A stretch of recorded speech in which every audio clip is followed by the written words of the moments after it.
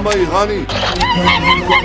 যুদ্ধ থেমেছে হয়তো, কিন্তু এখনো সরেনি সেনারা। আকাশে দিচ্ছে টহল, সমুদ্রে ভাসছে যুদ্ধজাহাজ। নীরবতার মাঝেও যেন শক্তির উপস্থিতি স্পষ্ট। মার্কিন প্রেসিডেন্ট ডোনাল্ড ট্রাম্প জানান, যুদ্ধবিরতির ঘোষণা হলেও যুক্তরাষ্ট্রের সামরিক জাহাজ, যুদ্ধবিমান ও বাহিনী অবস্থান করবে ইরানের আশেপাশেই। নিজের সামাজিক যোগাযোগ মাধ্যম ট্রুথ সোশ্যালে এক পোস্টে ট্রাম্প লিখেন, যুক্তরাষ্ট্রের সব জাহাজ, উড়োজাহাজ, সামরিক সদস্য, অতিরিক্ত গোলাবারুদ, অস্ত্রশস্ত্র ইরানের ভেতরে ও আশেপাশেই অবস্থান করবে, যতক্ষণ না পর্যন্ত চুক্তি পুরোপুরি মানা হচ্ছে। বার্তা সংস্থা রয়টার্সের প্রতিবেদনে প্রকাশ পেয়েছে এই তথ্য।